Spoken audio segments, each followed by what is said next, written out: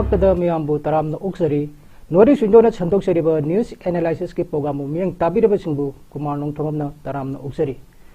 ꯉꯁꯤ ꯅꯦꯁꯅꯦꯜ ꯑꯃꯗꯤ ꯏꯟꯇꯔꯅꯦꯁꯅꯦꯜ ꯃꯤꯗꯤꯌꯥꯁꯤꯡ ꯌꯥꯎꯅ ꯃꯅꯤꯄꯨꯔꯒꯤ ꯇꯣꯉꯥꯟ ꯇꯣꯉꯥꯟꯕ ꯄꯥꯎꯆꯦꯁꯤꯡꯗ ꯃꯅꯤꯄꯨꯔꯒꯤ ꯃꯔꯨꯑꯣꯏꯕ ꯀꯔꯤ ꯄꯥꯎꯁꯤꯡ ꯐꯣꯡꯅꯔꯤ ꯍꯥꯏꯕꯁꯤꯒꯤ ꯃꯇꯥꯡꯗ ꯈꯟꯅ ꯅꯩꯅꯅꯕꯒꯤꯗꯃꯛ ꯑꯩꯈꯣꯏꯒꯤ ꯁ꯭ꯇꯨꯗꯤꯑꯣꯗ ꯂꯦꯡꯁꯤꯟꯗꯨꯅ ꯂꯩꯕꯤꯔꯤꯕ ꯑꯣꯖꯥ ꯑꯩꯈꯣꯏ ꯅꯍꯥꯔꯣꯟ ꯊꯧꯗꯥꯡꯒꯤ ꯏꯗꯤꯇꯔ ꯈꯣꯏꯔꯣꯝ ꯂꯣꯌꯥꯕꯨ ꯇꯔꯥꯝꯅ ꯑꯣꯛꯆꯔꯤ ꯉꯁꯤ ꯑꯩꯈꯣꯏꯒꯤ ꯅꯦꯁꯅꯦꯜ ꯃꯤꯗꯤꯌꯥꯁꯤꯡꯗ ꯃꯅꯤꯄꯨꯔꯒꯤ ꯀꯔꯤ ꯄꯥꯎ ꯌꯥꯎꯔꯤ ꯍꯥꯏꯕꯁꯤꯒꯤ ꯃꯇꯥꯡꯗ ꯑꯩ ꯑꯍꯥꯟꯕ ꯑꯣꯏꯅ ꯑꯩꯈꯣꯏꯒꯤ ꯅꯦꯁꯅꯦꯜ ꯃꯤꯗꯤꯌꯥ ꯈꯔꯗꯒꯤ ꯌꯦꯡꯖꯔꯒ ꯑꯩꯈꯣꯏꯒꯤ ꯗ ꯇꯥꯏꯝꯁ ꯑꯣꯐ ꯏꯟꯗꯤꯌꯥꯗ dry since 1991 Manipur cabinet legalise liquor ꯍꯥꯏꯕ ꯋꯥꯐꯝꯁꯤꯗ ꯑꯩꯈꯣꯏꯒꯤ ꯑꯣꯖꯥ ꯑꯩꯈꯣꯏꯒꯤ ꯃꯅꯤꯄꯨꯔꯗ ꯑꯩꯈꯣꯏꯒꯤ ꯌꯨ ꯂꯤꯒꯦꯂꯥꯏꯖ ꯇꯧꯕꯒꯤ ꯑꯌꯥꯕ ꯄꯤꯈ꯭ꯔꯦ ꯍꯥꯏꯕꯁꯦ ꯃꯁꯤꯒꯤ ꯃꯇꯥꯡꯗ ꯑꯣꯖꯥꯒꯤ ꯃꯣꯠ ꯀꯔꯤ ꯊꯝꯕꯤꯅꯤ? ꯃꯅꯤꯄꯨꯔꯁꯤ ꯀꯩꯅꯣꯁꯤ ꯑꯩꯈꯣꯏꯒꯤ ꯄ꯭ꯔꯣꯍꯤꯕꯤꯁꯟ ꯑꯦꯛꯀꯤ ꯃꯈꯥꯗ ꯌꯨ ꯌꯣꯟꯕ ꯑꯗꯒꯤ ꯌꯨ ꯊꯛꯄꯁꯤ ꯊꯤꯡꯉꯝꯕꯅꯦ ꯁ꯭ꯇꯦꯠ ꯒꯣꯔꯃꯦꯟꯅ ꯆꯍꯤ ꯌꯥꯝꯃꯦ ꯊꯤꯡꯉꯒ ꯂꯥꯛꯏꯁꯤ ꯑꯗꯣ ꯃꯃꯥꯡꯒꯤ ꯂꯩꯉꯥꯛ ꯍꯥꯏꯇꯥꯔꯦ ꯆꯤꯐ ꯃꯤꯅꯤꯁꯇꯔ ꯑꯣ ꯏꯕꯣꯕꯤꯅ ꯆꯤꯐ ꯃꯤꯅꯤꯁꯇꯔ ꯍꯦꯛ ꯑꯣꯏꯔꯛꯄ ꯃꯇꯝ ꯑꯗꯨꯋꯥꯏꯗꯒꯤ ꯌꯨꯁꯤ ꯂꯦꯒꯦꯂꯥꯏꯖ ꯇꯧꯔꯒ ꯉꯁꯥꯏꯒꯤ ꯃꯁꯤ ꯂꯩꯔꯝꯕ ꯑꯊꯤꯡꯕꯁꯤꯒꯤ ꯂꯧꯊꯣꯛꯅꯕ ꯍꯣꯠꯅꯔꯒ ꯂꯥꯛꯄꯅꯤ ꯑꯗꯨꯕꯨ ꯃꯇꯝꯗꯨꯒꯤ ꯑꯣꯏꯕ ꯁꯤꯚꯤꯜ ꯁꯣꯁꯥꯏꯇꯤ ꯑꯣꯔꯒꯅꯥꯏꯖꯦꯁꯟꯁꯤꯡ ꯏꯃꯥ ꯃꯩꯔꯥ ꯄꯥꯏꯕꯤꯁꯤꯡ ꯑꯗꯨꯒ ꯇꯣꯉꯥꯟ ꯇꯣꯉꯥꯟꯕ ꯑꯣꯔꯒꯅꯥꯏꯖꯦꯁꯟ ꯃꯌꯥꯝꯅ ꯌꯨ ꯂꯤꯒꯦꯂꯥꯏꯖꯦꯁꯟ ꯇꯧꯕ ꯄ꯭ꯔꯣꯍꯤꯕꯤꯁꯟ ꯊꯝꯕ ꯃꯁꯤ ꯂꯧꯊꯣꯛꯄꯁꯤ ꯌꯥꯔꯣꯏ ꯍꯥꯏꯕ ꯃꯤꯌꯥꯝꯒꯤ ꯏꯍꯧꯗꯨꯅ ꯂꯧꯊꯣꯛꯄ ꯉꯝꯗꯗꯅ ꯂꯥꯛꯏ ꯑꯗꯨꯒ ꯃꯅꯤꯄꯨꯔꯒꯤ ꯏꯀꯣꯅꯣꯃꯤꯒꯤ ꯐꯤꯕꯝꯁꯤ ꯑꯗꯨꯛꯀꯤ ꯃꯇꯤꯛ ꯁꯣꯛꯆꯜꯂꯦ ꯌꯨ ꯌꯣꯟꯕ ꯑꯗꯒꯤ ꯂꯩꯕ ꯊꯛꯄ ꯊꯤꯡꯕꯒꯤ ꯊꯕꯛꯁꯦ ꯐꯅꯌꯥꯝ ꯂꯩꯔꯒꯁꯨ ꯃꯅꯤꯄꯨꯔꯗ ꯌꯨꯗꯤ ꯃꯔꯥꯡ ꯀꯥꯏꯅ ꯐꯪꯉꯤ ꯁꯦ ꯐꯥꯔꯁ ꯑꯦꯝ ꯑꯥꯔ ꯁꯦꯀꯦꯟ ꯑꯦꯝ ꯑꯥꯔꯗ ꯑꯣꯐꯔꯂꯤ ꯑꯗꯨꯝ ꯌꯨ ꯌꯣꯜꯂꯤ ꯃꯃꯜꯁꯨ ꯌꯥꯝ ꯇꯥꯡꯅ ꯑꯗꯨꯝ ꯌꯣꯜꯂꯤ ꯑꯗꯨꯒ ꯇꯣꯉꯥꯟ ꯇꯣꯉꯥꯟꯕ ꯑꯩꯈꯣꯏꯒꯤ ꯂꯅꯥꯏ ꯑꯣꯏꯅ ꯃꯤꯑꯣꯏꯁꯤꯡꯅ ꯌꯨꯁꯦ ꯐꯖꯅ ꯌꯣꯜꯂꯒ ꯀꯔꯕꯥꯔ ꯆꯠꯊꯔꯤ ꯍꯥꯏꯔꯤꯕ ꯁꯦ ꯊꯥꯡꯃꯩꯕꯟꯗꯒꯗꯤ ꯌꯥꯝ ꯆꯥꯎꯅ ꯌꯨꯁꯤ ꯌꯣꯜꯂꯝꯕꯗꯒꯤ ꯃꯅꯤꯄꯨꯔ ꯄꯨꯂꯤꯁꯅ ꯐꯥꯗꯅ ꯌꯥꯝꯅ ꯇꯧꯅꯈꯤꯕ ꯑꯃꯁꯨ ꯂꯩ ꯍꯥꯏꯔꯤꯕ ꯑꯗꯨꯅ ꯌꯨꯁꯤ ꯑꯗꯨꯝ ꯃꯐꯝ ꯈꯨꯗꯤꯡꯃꯛꯇ ꯑꯦꯚꯥꯏꯂꯦꯕꯜ ꯑꯣꯏꯔꯕꯅꯤꯅ ꯃꯤꯌꯥꯝꯅ ꯊꯛꯅꯤꯡꯕ ꯃꯐꯝꯗꯒꯤ ꯂꯧꯔ ꯊꯛꯄ ꯌꯥꯔꯕꯅꯤꯅ ꯌꯨꯁꯤ ꯂꯤꯒꯦꯂꯥꯏꯖ ꯇꯧꯊꯣꯛꯄꯅ ꯐꯔꯦ ꯍꯥꯏꯕꯒꯤ ꯋꯥꯈꯜ ꯑꯃꯔꯣꯝꯗ ꯁ꯭ꯇꯦꯠ ꯒꯣꯔꯃꯦꯟꯁꯤꯅ ꯇꯧꯕꯔꯝꯒꯅꯤ ꯃꯗꯨꯅ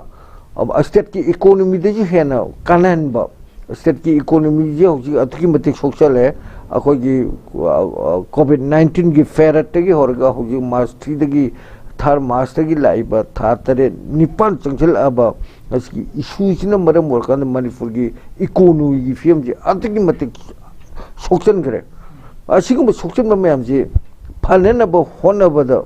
ꯌꯨꯗꯒꯤ ꯀꯥꯔꯛꯄ ꯏꯟꯀꯝ ꯑꯗꯩ ꯁ꯭ꯇꯦꯠꯁꯤꯗ ꯊꯣꯛꯏꯕ ꯁꯨꯡꯉꯤꯕ ꯂꯣꯀꯦꯜ ꯂꯤꯀꯔꯁꯤꯡꯁꯤ ꯃꯄꯥꯟꯗ ꯊꯥꯗꯣꯛꯅꯅꯕꯒꯤ ꯋꯥꯐꯝ ꯐꯥꯎꯗ ꯀꯦꯕꯤꯅꯦꯠꯅ ꯄꯥꯁ ꯇꯧꯔꯀꯥꯟꯗ ꯃꯗꯨ ꯌꯨꯁꯦ ꯂꯤꯒꯦꯂꯥꯏꯖ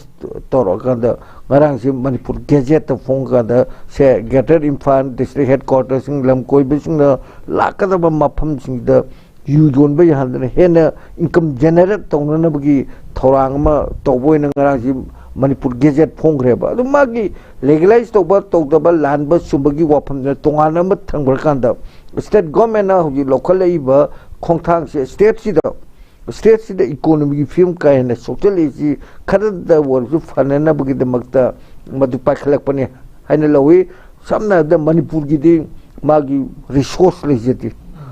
ꯑꯩꯈꯣꯏꯒꯤ ꯎꯃꯪꯒꯤ ꯄꯣꯠꯊꯣꯛ ꯃꯌꯥꯝ ꯑꯃ ꯂꯩꯔꯝꯃꯤ ꯎꯃꯪꯒꯤ ꯄꯣꯠꯊꯣꯛ ꯂꯩꯕ ꯃꯌꯥꯝꯁꯤ ꯎ ꯆꯤꯡꯊꯣꯛ ꯆꯤꯡꯁꯤꯟꯒꯤ ꯊꯕꯛꯁꯤ ꯁꯨꯄ꯭ꯔꯤꯝ ꯀꯣꯔꯠꯅ ꯊꯤꯡꯖꯤꯟꯈꯤꯕꯗꯒꯤ ꯃꯗꯨ ꯆꯤꯡꯊꯣꯛ ꯆꯤꯡꯁꯤꯟ ꯌꯥꯗꯅ ꯂꯩꯔꯤ ꯑꯗꯨꯒ ꯑꯩꯈꯣꯏꯒꯤ ꯁꯅꯥ ꯊꯣꯛꯎ ꯌꯥꯔꯕ ꯂꯨꯄꯥ ꯊꯣꯛꯎ ꯌꯥꯔꯕ ꯇꯧꯅꯤꯡꯕ ꯃꯑꯣꯡꯗ ꯇꯧꯕ ꯌꯥꯔꯕ ꯃꯌꯥꯝ ꯀꯌꯥꯝꯄꯣꯛ ꯂꯝꯖꯥꯎ ꯑꯩꯈꯣꯏꯒꯤ ꯎꯃꯪꯒꯤ ꯄꯣꯠꯊꯣꯛ ꯄꯨꯊꯣꯛꯇꯣꯔꯤꯕ ꯀꯕꯣ ꯚꯦꯂꯤꯁꯤ ꯃꯁꯤꯁꯨ ꯏꯟꯗꯤꯌꯥ ꯒꯣꯔꯃꯦꯟꯅ ꯃ꯭ꯌꯥꯟꯃꯥꯔꯗ ꯕꯔꯃꯥꯗ ꯃꯇꯝꯗꯨꯒꯤ ꯕꯔꯃꯥꯗ ꯄꯤꯊꯣꯛꯈꯤꯕꯗꯒꯤ ꯃꯅꯤꯄꯨꯔꯃꯨꯛ ꯆꯥꯎꯕ ꯍꯥꯏꯇꯥꯔꯦꯅꯦ ꯂꯝ ꯃꯅꯤꯄꯨꯔ ꯇꯪꯈꯥꯏꯃꯨꯛ ꯆꯥꯎꯕ ꯂꯝ ꯑꯃ ꯀꯕꯣ ꯚꯦꯂꯤꯁꯤ ꯃꯄꯥꯟꯗ ꯄꯤꯊꯣꯛꯈꯤꯕꯅꯤꯅ ꯑꯩꯈꯣꯏꯒꯤ ꯏꯟꯀꯝ ꯖꯦꯅꯦꯔꯦꯠ ꯇꯧꯕ ꯌꯥꯕ ꯑꯩꯈꯣꯏꯒꯤ ꯃꯗꯨꯒꯤ ꯔꯤꯁꯣꯔꯁ ꯑꯣꯏꯕ ꯌꯥꯕ ꯃꯐꯝꯗꯣ ꯕꯔꯃꯥꯗ ꯂꯣꯏ ꯄꯤꯊꯣꯛꯈ꯭ꯔꯕꯅꯤꯅ ꯃꯅꯤꯄꯨꯔꯁꯤ ꯃꯁꯥꯒꯤ ꯏꯟꯀꯝ ꯂꯩꯖꯗꯦ ꯔꯤꯁꯣꯔꯁ ꯂꯩꯖꯗꯦ ꯑꯗꯨꯅ ꯀꯔꯤꯝꯇ ꯂꯩꯇꯕꯅꯤꯅ ꯍꯤꯡꯅꯅꯕ ꯍꯣꯠꯅꯕꯗ ꯑꯗꯨꯛꯀꯤ ꯃꯇꯤꯛ ꯋꯥꯔꯦ ꯑꯗꯨꯅ ꯌꯨꯁꯦ ꯇꯉꯥꯏ ꯐꯗꯅ ꯂꯦꯒꯦꯂꯥꯏꯖ ꯇꯧꯕ ꯑꯣꯏꯔꯝꯒꯅꯤꯅ ꯑꯩ ꯈꯜꯂꯤ ꯃꯣꯏꯒꯤ ꯂꯦꯒꯦꯂꯥꯏꯖ ꯇꯧꯕꯒꯤ ꯑꯐꯕ ꯅꯠꯇ꯭ꯔ ꯐꯠꯇꯕ ꯋꯥꯐꯝꯅ ꯇꯣꯉꯥꯟꯕ ꯑꯃ ꯊꯝꯈ꯭ꯔꯀꯥꯟꯗ ꯁ꯭ꯇꯦꯠ ꯒꯣꯔꯃꯦꯟꯁꯤ ꯋꯥꯕ ꯍꯦꯟꯃꯜꯂꯛꯇꯅ यूजे लेगलाइज तो वो ओरमगने ने समय थमजगे जा दुगा अमरमदा मखोगी मणिपुर गे तोंगा तोंगा मणिपुर दा फोंगलिबा मणिपुर गे पाउचे सिंगा अखोगी ngasi ge helan oina अखोगी पोंगना फमदा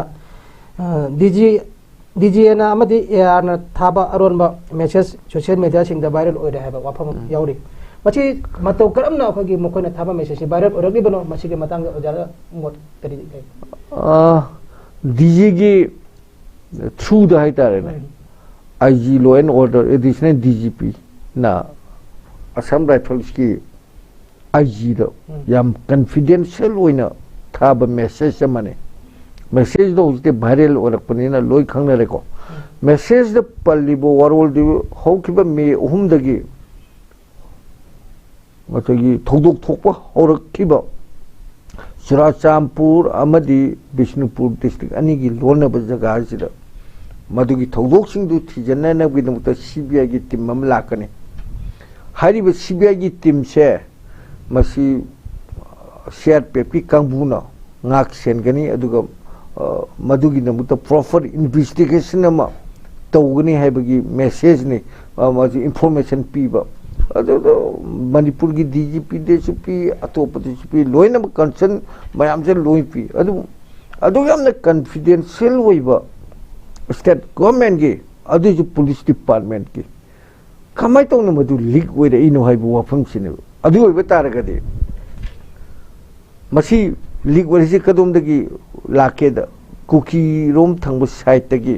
kuki gi site tagi moi media sing dagi lakpa information ne adudi kuki singa khwadi hena anak pamari leina risi kanano habi wafam le manipur miyam na civil society organization na adi imai ben mara pai bi sing na intellectual circle na aduga intellectual circle na mamang dagi hauna blame taruk amale kanba blame haganda Assam Rifles singje kuki militant singja aset pamari anak pamari lene aduna maram orkanda kuki militant singna afungwa poyamna phungna nongoi farga relay chatpa matamda sophisticated weapons farga relay chatpa matamda asal phan ui kema tingle mogi bangkan mayam kuki militant singna sajalaga mitei singi yum sidlan darakpa mitei sing mathakta lan darakpa matamda manakta asan phangi post le ribedu karimta haide terminal le miyamna piba blame duni ko miyamna khalido ga haudik ligoi dai siga kari karamba mari le na gi sidi masisu proper investigation ama dakar war par khale kari mato karam tawtana Manipur government gi home department na thaba yamna confidential oiba message ama kuki gi media sing de yorino kanana piba leak uhelakpono kanana pidi no madugi information to somdadi CBI na proper investigation ama tawnana gi damukta me tara me ohum dagi horge irang tholai hoji December ne thatare hen khrabane sibawde masigi waroi sinama masigi solution ama porok pengamdadana lady neba any problem khudingmaki solution di legani hairgasu solution dugi magi way of solution du thiba hitaba central government ju thoina akogi intentionally tawroi haina tawdribra state government na haitribra hojik tha tare mapung farwa tha tare hel ajbawda madugi solution ma porpungamdri neba adubu center na akoi inquiry commission sema kanda CBI gi tonganba investigation team ma thara kanda thodok to kamai tholpono kanana holpono kari digi torpono abigi madugi chap investigation ma tawna na bi no thare ba CBI gi team dubu madu nogi jaga do CBI changdore nogi jaga do da ngasai adu investigation to bo hogdore no section lu he haibigi mawong da aduk lube message ma thari ba yamne confidential oibe message ma Assam Rifles gi IG de thaba message DGP de copy piba aduga tongan ba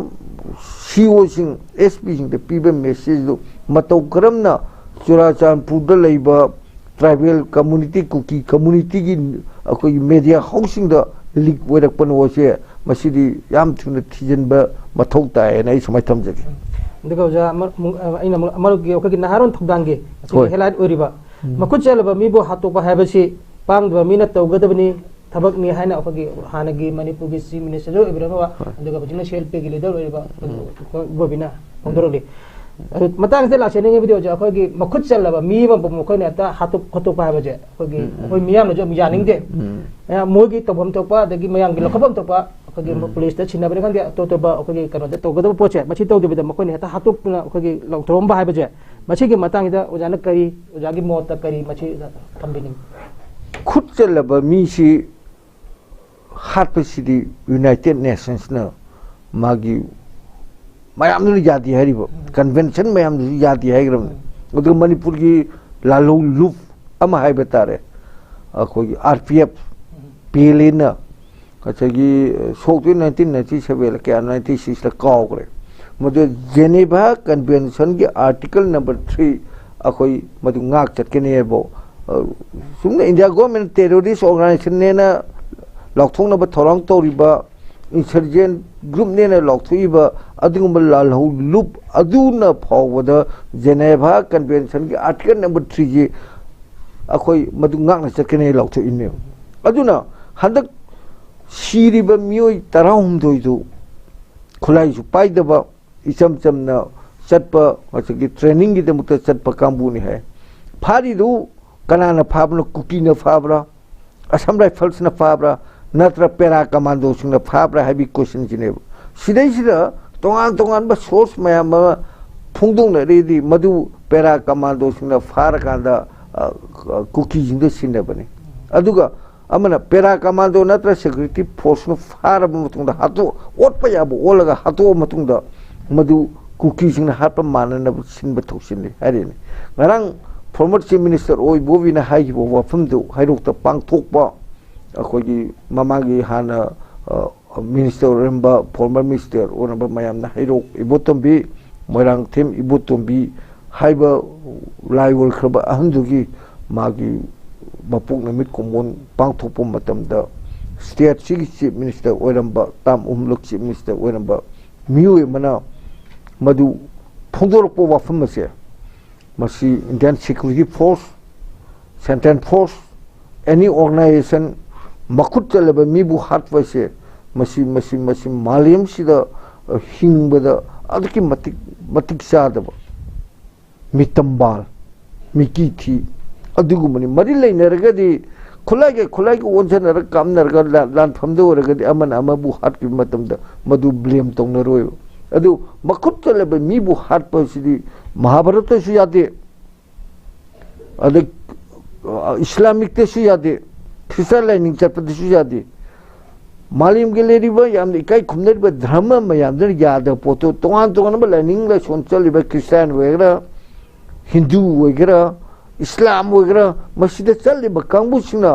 मीगी human right violation दो तोरकांदा मीगी पुंसीबु खांगु थकते थलगा फारगा ओलगा नैरगा हाथ पाइबसी मसी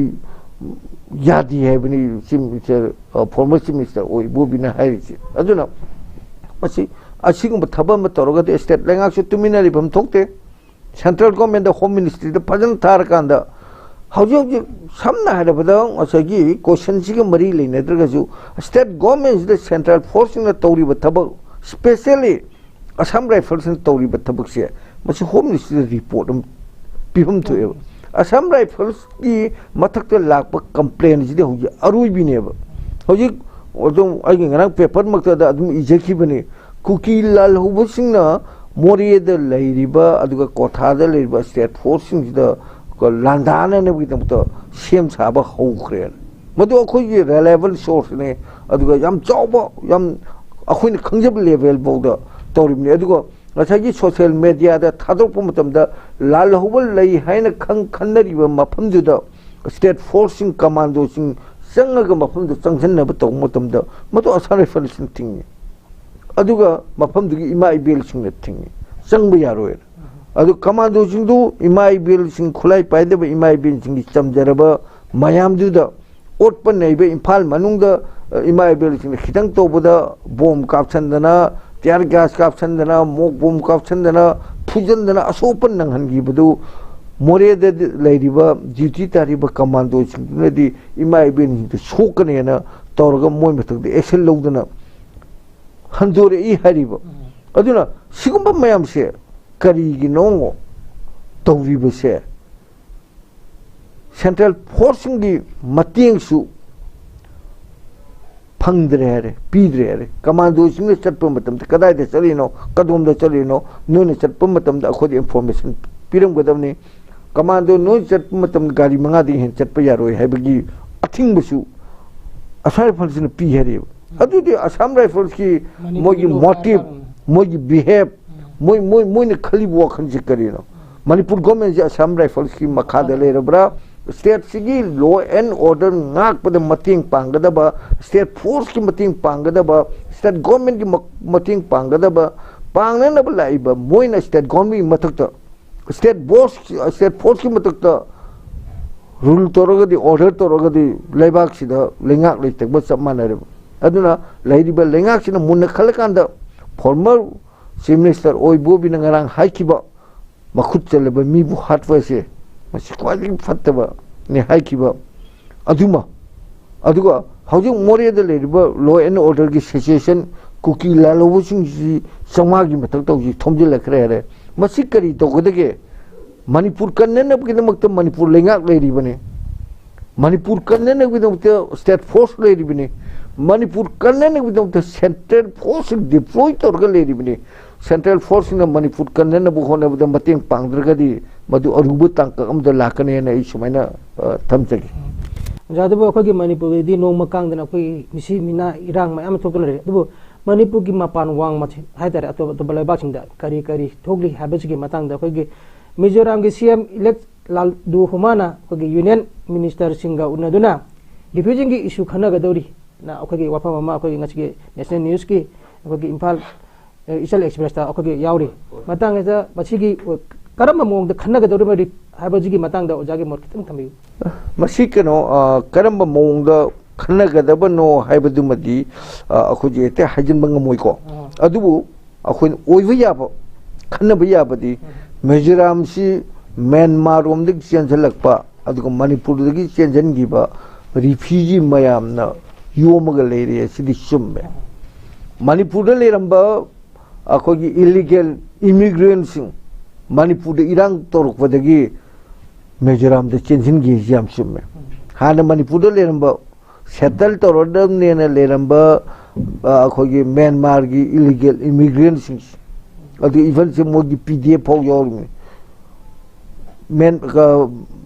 मिजोराम द चेंजंग्रीने अदमा तोना असागी म्यांमार द military junta अमदी लेबाक तोगी डेमोक्रेसी पामजबनेना लेदिबा खुलाई पाइबा कांबुसिंगदुगा खनरकपा नोमै कामनरकपा अखोगी यार अटैक फाउ द तोरो मतमने अदुना सिगी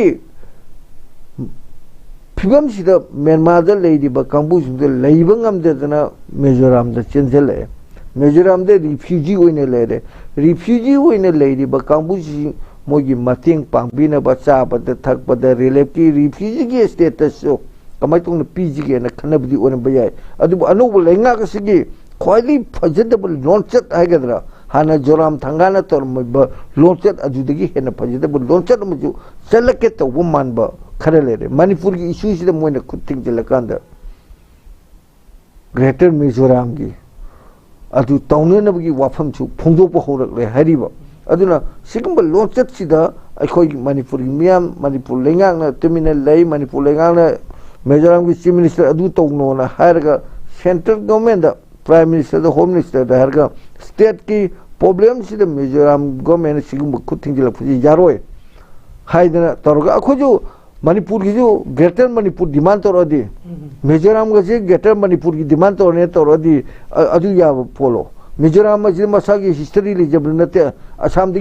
तोंगाने खाइदोख्रेमनी मणिपुरी चही 5,000 हेनबगी पुआरी लीजब masana marom dum lepchan ba historical background leba adu world ki history da manipur is di maning makhatam na le ba lepang ni british ke lan thengna ki ngam ba adugum lepang ni haidana pasna yamna mayik seng na iraga le ba lepa sida mizoram ki chief minister na singna ba pangya ya pra haidana state government jina central government approach to mutam da wangang ga da mayam da loi tumina le ki ni haijabani da aduna sigumba mayam si yenga matung da mizoram ki chief minister na hariba moi daleriba refugee mayam dugi matang da union home minister sing unaraga kari kari khana gadage adi khangde adubu moi refugee status du kadai bok thamgadage adi moi da chana ba thangna ba leine na ba mating piba ya ba sing du pibi na ba admai tongna haina ga dawdi male na ismai thamjage ja duga aroi ba khagi kukila loba sing numai kapada yengduna leriba center for security forcing thambagi wan thok leriba haina Rajiv खेती ना कोई फोंदोरे जे मची के मतांग जे खतंग सिदी याम सुम्मी है तारे फोंदोरे वफम जी थेंबले है तारे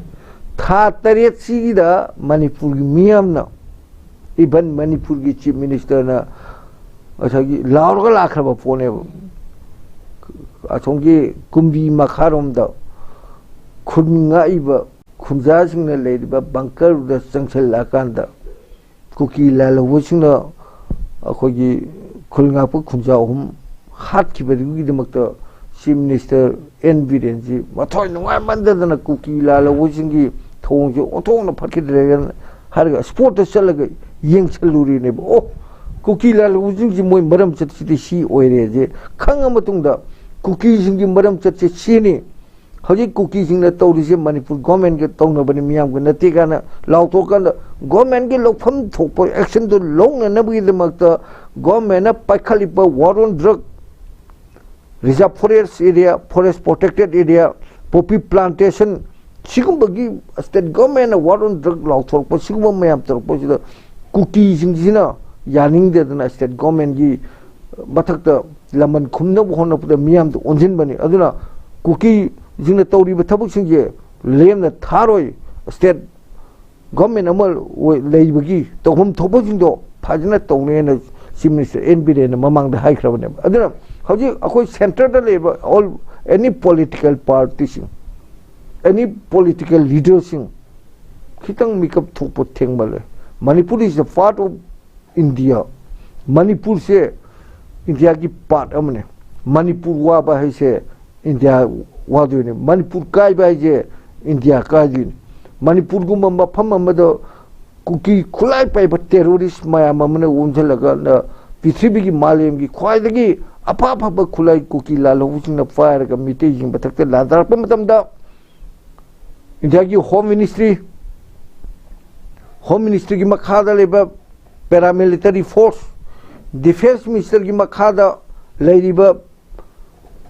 paramilitary Myanmar की बॉर्डर लांछलगा कुकी लालहुसिंग मिटे जिंग मथकते लांदारैसी डिफेंस मिनिस्टर ने येंगदमनी डिफेंस मिनिस्टर ने अदुगुमदो अमते येंगदन तुमिने लिसनबा होम मिनिस्टर ने विदिन द कंट्री मनुंग थोइबा इरांग जि करिगिनो ने येंगसिलगा खामदोंगनाबा मरा लेबेसिंग चेराक पिनबा तौदबा प्राइम मिनिस्टर ने नोगा येंगगा तुमिने लेकांद मिटे मचासिंग क्याम सिरबा कुकी मचासिंग क्याम सिरबाना मसली येंगा लेबगी थौसिनजे सिमदि अदुकी मतिक फजद्रे येंगबी मोतो कुमथरकांदा मणिपुर द लेरिबा मिटेसिंग मणिपुर द लेरिबा कुकी सिंग इंडिया की सिटीजन अमने भारत माय ngang होनबदा मरुइना मिटेसिंग ना असि मालेम द लेरिबा स्पोर्ट्स की फमवाक्ता सनागी तकमान पूरा भारत की मिटे पोरखिबा आर्ट एंड कल्चर द मणिपुर की फाजरबा गसागी कल्चर मयामसिना मालेम द भारत मुसक्ता इबसे प्राइम मिनिस्टर नरेंद्र मोदी खंथब चंगी होम मिनिस्टर अमित शाह खंथब चंगी डिफेंस मिनिस्टर राजनाथ खंथब चंगी मणिपुर से इंडिया की पार्ट अमने मणिपुर थुगाइनब सिनबिगनु मणिपुर थुगाइनब सिनब तारगदी इंडिया सु कायगने न मणिपुर की मियाम ने लाउरी से नोय लोइनम तासिन बसुबे न इसमाय थमजकी अगसरि वजा अखगे ngasi मणिपुर द फोंगबा पाउचे सिंग अमदि मणिपुर की तोंगान तोंगान मफम सिंग द फोंलिबा पाउचे सिंग खनने नबगी थोरम मसिदा ओजाना मरिक चुंबा वाफंग क्या पिबरम बगी द मगद ओजाबु नोटिस विंडो की मार्केट की थागप फोंदोचरी नॉर्थ विंडोना छंदोक्चरिबा पाउचेसिंग खननेनबगी programme ngachigidi matang asida miyamdagi kairena bidai lojari पुनमकपु थागचरि।